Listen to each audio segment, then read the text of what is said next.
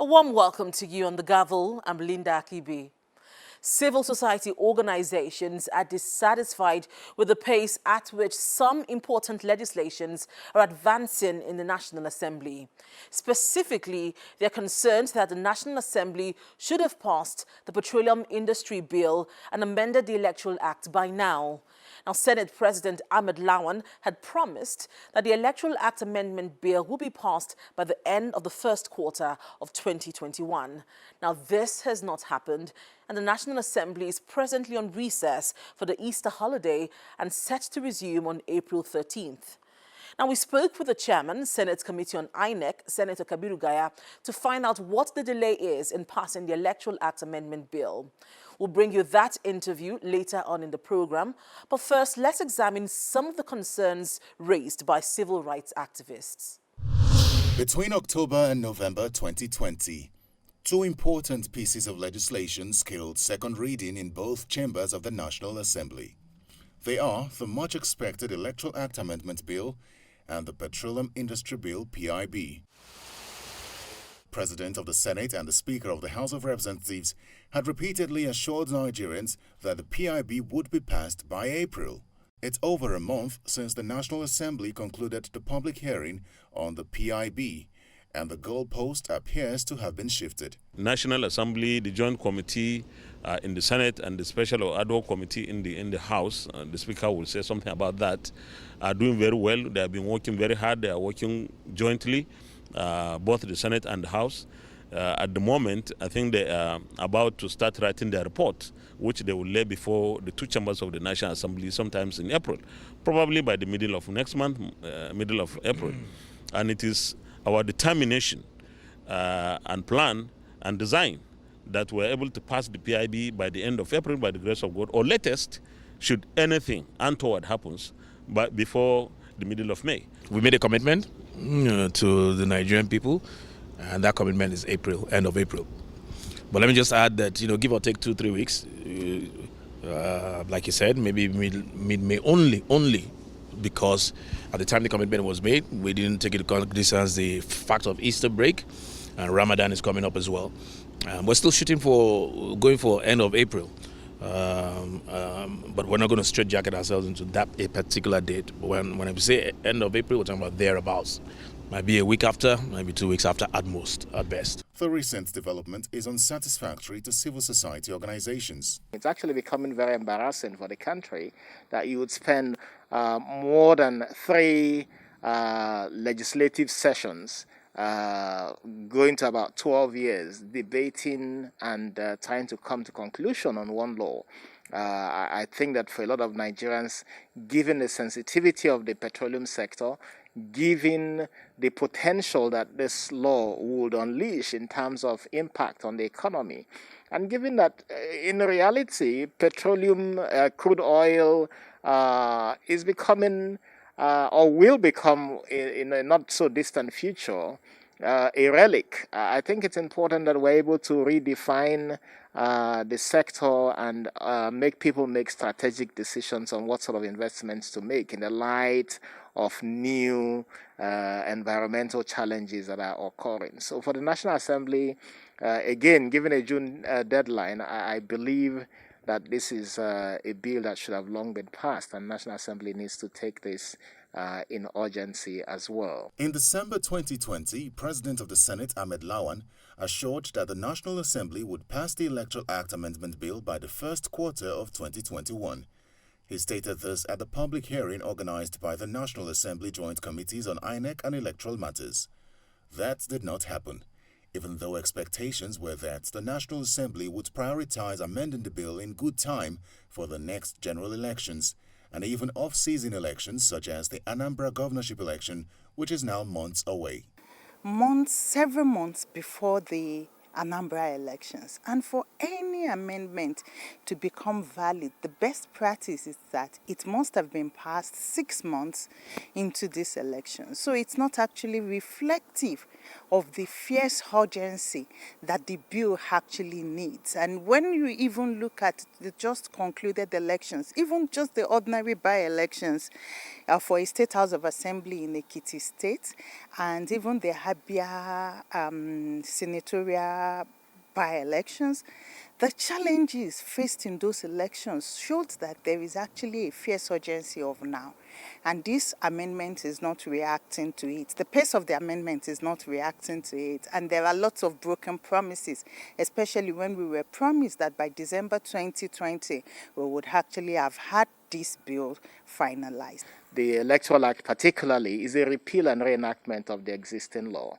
It includes several new provisions that require logistics preparations, requires implementation strategies for it to be effectively used for the 2023 general election. So I think it's gotten too close already, and Nigerians expect that the National Assembly should take urgent action well before June of 2021 to pass particularly the Electoral Act, so that INEC would need to prepare.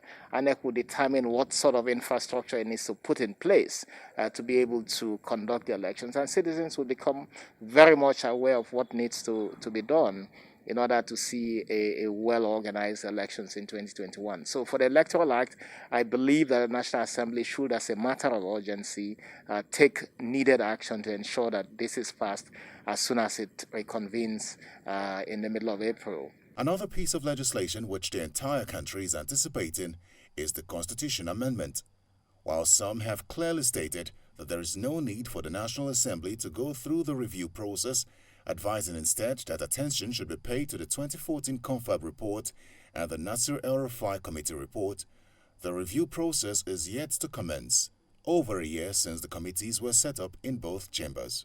The opportunity the Constitution Amendment gives to address this, to give people a voice, is one that we should actually take very serious. And the National Assembly, being the representative of the people, at least they know the pulse of the people.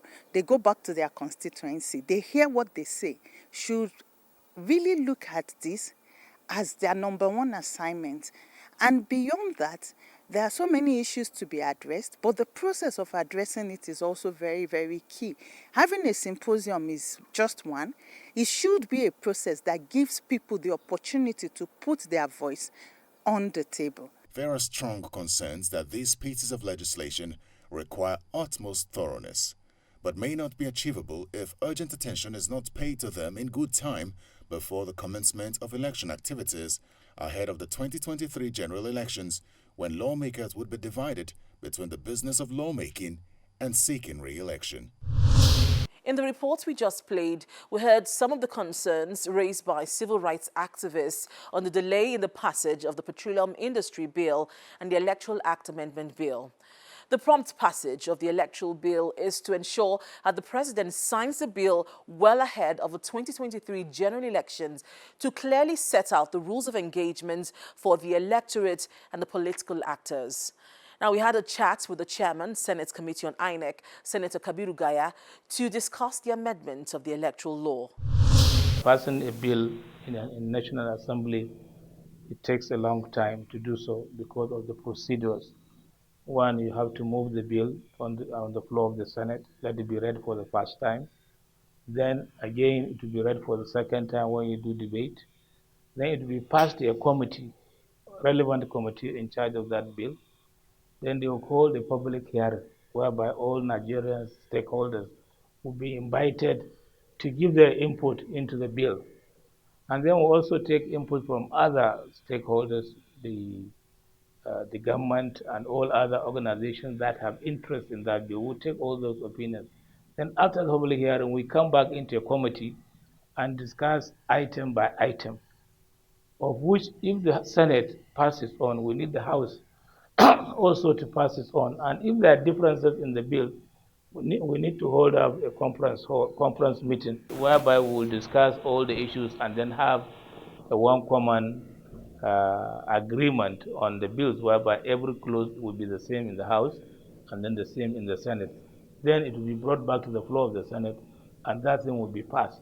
So for the Committee on INEC or the Electoral Act, we have gone very far, and at least I need to commend also the members or the chairman and members of the House of Reps for working with us as senators as a team. We are not working independently, we are working as a team, and we are going far through this process. We had the bill on the floor of the Senate. We now did public hearing. We also did retreats to discuss this bill. Well, we've gone partially. We are done with the bill. But you see, when you are done in the committee, you need to bring it to the floor of the Senate. And the floor of the Senate, there are also other bills in the pipeline. For example, like the the PIB bill is there. We are working on it too. So we want to make sure that all these two bills are passed before we go on the break. And we said that within the first quarter of last year, of this year, sorry, we'll do it. We have just passed the first quarter of the year, and we're hoping hard that before we go on this break, this bill will be passed to the executive for them to endorse. So I assure Nigerians that we are taking good steps. We are taking all necessary measures to make sure that all Nigerians are carried on board. And the time is not late, like the other bill we passed in the 8th Senate. We passed it just few weeks, few months to election. But this will have over 2 years to election. So therefore, this bill can take its place, and then we'll be able to take some test on other states where, because like Anambra election is coming up, we can use those models we have already agreed. The president signed the bill. Then we can use those procedures or what we have on the Electoral Act to be implemented on the Anambra election. So we are on track. I believe Nigeria should be patient with us.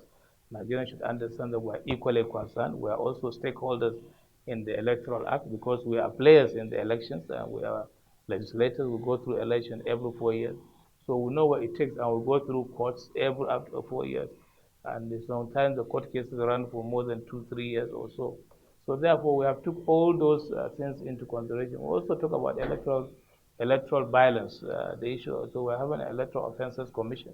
That one we're going for public hearing very soon, so that all these two bills can be passed before within this year as soon as possible, so that we can now have the electoral act, and then we have also the electoral offences commission that will deal with these electoral offences. And on these laws, electoral offences, we have gone far that not only the individual who commit offense during electoral offences, even the party itself will be affected. We also have we are now introducing the electoral offences commission bill, whereby we are going to establish a commission whereby for those who did electoral offences, we make sure that they are charged based on the laws of the electoral commission. And by that, even if somebody make an offense or created violence during election, it's not only going to affect the individual himself, it will also affect the party. For example, if a party submit a name of a candidate that they know he's not qualified to run for election, yet they submitted to INEC to conduct election with that same person. If he is found guilty, even the party will be affected in the future elections. So we are trying to make sure that we have free, fair, credible, and responsive elections. We've been following the process of the amendment of the Electoral Act in the Ninth Assembly, and both houses have organized different public hearings where people have come to articulate their views and talk about things they would like to see in the amendment of the Electoral Act. Now, how do you marry all these different viewpoints? Well, virtually, we cannot be able to carry the opinions of everybody in that amendment of the Electoral Act or the Electoral Offences Commission. We find that even the Electoral Act, some people were asking for uh, uh, married women that are not up to the age of 18 can be able to vote. So we put that to debate and we discussed, and it could not sail through within the committee. The other people said the issue of diaspora voting, whereby they said people from diaspora should vote. But you find that we have conflict with the Constitution. Constitution says that anybody residing in Nigeria is eligible to vote. So if the diaspora are not in Nigeria, it means they cannot be eligible to vote. Unless we amend the Constitution, then we can be able to put that in the Electoral Act. So there are issues that people raise a lot. Some even say that we should not hold election on Saturday because their religion did not allow them to work on Saturday. So therefore, we should not hold election on Saturday. And you cannot say hold election on Sunday or on Friday. So you find that really there are issues that we look at it at the committee, but we had to debate within ourselves as a committee members or technical committee members, and then agree. What we do not agree, we cannot carry it along. But if we go to the floor of the Senate and these views are brought back and the Senate agrees, then it's a different ballgame. You're welcome back to the Gavel. We continue with the interview with the Chairman, Senate Committee on INEC, Senator Kabiru Gaya, on the amendment of the Electoral Bill. How far-reaching will the amendment of the Electoral Act be in the Ninth Assembly? Well, we thought of electronic voting too, but you have to think of the availability of the items required when you want to do electronic voting. There must be power supply. There must be a network provision in every location of your vote polling units, and so on. So there are areas which you have to look at them. What do you do? Which is easier to handle? Is it the issue of electronic voting? Yes. And how do we get access to communications in all our polling units to either the headquarter local government on transmission or the state or even the federal? So we're looking at all those issues, but we intend to introduce electronic voting, given the privilege to INEC when it deems fit to do it. But certainly we are going advanced. You remember last time when we introduced card reader, there was a lot of cry a lot by Nigerians and so on. But virtually now the card reader has been accepted, and it has been an advantage to our elections because the essence of card reader is to give you those people who come and vote. And if you have the number of people that really registered to vote on that day, then the election result should not be more than the registered voters, or the people that came to register. But in those days, people used registered voters like 500 in the polling unit. And even if 100 people came, they were at 400 and something were around. You have nothing to verify or to say it's wrong or right.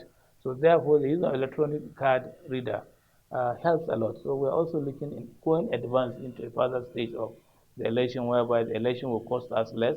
If you are using electronic voting, it will cost you less. Maybe the initial stage on the amount you put on buying the electronic machines and others is costing you more. But during the election, it will cost you less because you don't have to print all these long ballot papers and so on. And also, you don't have to put ballot boxes and so on. So we are moving forward to buy in such a way that Nigeria could be advanced enough to have a credible and free, fair, and credible election. Judicial workers, as well as workers at the local governments, are on strike at the moment over the issue of independence of the judiciary. They want to be on the first line charge. They want funds to be deducted straight from the federation accounts to them. Now, we've seen the National Assembly try to amend the constitution to bring about local government autonomy and independence of the judiciary. Why are we still having these issues? Well, in the last Senate, I was chairman states and local government of the Senate, and I really worked hard for the independence of the local government because in the local government we have three tiers of government. We have the federal, we have state, and we should have the local government. And the local government should be autonomous in such a way that they can be able to make impact to the people around them or their constituents. For example, when I was a governor in 1991-92, the local government were independent, were operating independently. The funds were going straight to them, and they are doing their projects. And when the state government wants to do a project in the local government, or even the federal, we call for a meeting, a state government, we call a meeting of the local government chairman. We said, okay, there is a provision of 3 boreholes in your local government, one by the federal, one by the state, and one should be by the local government itself. So we should now decide on the villages who are going to do those projects. But when they don't have autonomy, it means that only the state will now decide on what to do and whichever village they want to put for them. And therefore, and the funds may not go to them because most of the local governments now, they are not receiving their funds as given by the federal government. The state government takes the fund and utilize it for them, which is wrong. They are independent, they should be independent. But unfortunately, for the law to be effective, that they get their independence, it means we must have the approval of the state assemblies, at least 2/3 of state assemblies in Nigeria. And you find that the state assemblies are serving under their governors. So therefore, and the government wouldn't want that funds to be removed from their custody. So this is why we have the problem. Just like when we call for the independence, even for the state assembly during the 8th Senate, is it 8th or 7th Senate? We passed in the Senate, they were approved, two-thirds agreed. In the House, two-thirds agreed for the autonomy of the legislatures in the states. And when we came to the state, we had 19 agree with us. So we said, well, we need to get about 4 or 5 to get 24 states. When we are lobbying for the remaining 4 states, 2 states wrote to us. Those 2 states that have already agreed to vote for independence of the state assembly wrote a letter withdrawing their mandate. So we reduced to 17. While we're looking for 5 more, now we'll look for 7. And that's how the whole idea died, because we didn't get the 2 sides. So I believe even when the president came with the idea of independence of local government, I really appreciate what President Buhari did, because that's the only way you can have peace in Nigeria, one of the major ways. Because if the local government have their funds, I'm sure they'll employ more people, and they're sure they will do more projects within their constituency. So they'll be able to touch people within that constituency. And if somebody is given money to do like an alleviation program, to do business, or do something that at least he can live on his own without being, reduce the hardship of this poverty, and so we can reduce the poverty level. I believe it will help. I believe there will be peace, because when there is any riot, in Kano, if somebody has a goods to sell, which is about 1,500 naira worth of goods to sell, and if there is riot, he will not join the riot. He will try to protect that 1,500 naira of his property. So therefore, if a lot of people are given business to do, or they are busy, I'm sure we won't have been able to think of even this issue of Boko Haram, or issue of kidnapping, or issue of banditry, and so on. So therefore, I'm soliciting or appealing or even campaigning for the local governments in Nigeria to be independent. And this is what we are working on. That even on the issue of the Electoral Act, we amended the tenure of the local governments in Abuja, FCT, because we are state assemblies, or we are assembly members of the FCT. So we made a law that the local government in FCT, they should run for 4 years. And we're also appealing to all the state governors to turn the tenure of the local government chairman to 4 years instead of 3 years. 3 years, you find that when you come into office, I had that experience. When you come to office as elected person, first 1 year, you'll be struggling to understand how the system is and how you make your appointment and how you do your budget. So virtually first 1 year, there is no project coming up on board. It's only the second year you do projects. But when the third year comes, instead of you to do more projects, you go back campaigning to run for election. So a 3-year term, you only enjoy 1 year of services. But if you have 4 years term, it means they will have 2 years of services in 4 years. And then the next 4 years, which will be they are not running for election again, they will just work for 4 years. So we'll have 6 years out of 8 years of administration. The Deputy Speaker of the House of Representatives and Chairman, House Committee on Constitution Amendment, Idris Wase, is assuring that a workable local government system would be delivered before the end of the current regime. According to him, the bulk of the nation's problems hindering development is from the grassroots and would be addressed if a local government system is in place. The Deputy Speaker is also urging civil society organizations to increase the push for the unbundling of local government administration from state governors who have refused to support local government autonomy. He was speaking during a leadership training program for elected local government chairmen and councillors of Delta State, organized by the minority leader of the House of Representatives, Ndudi Elumelu, in Abuja. Before the end of this regime, we should deliver on the constitutional amendment a very viable, workable local government system that will be truly third tier of government. Not a third tier that when you do federation account allocation, some few persons will go and sit down somewhere in the small room, did all the cuttings, and then send out the peanuts.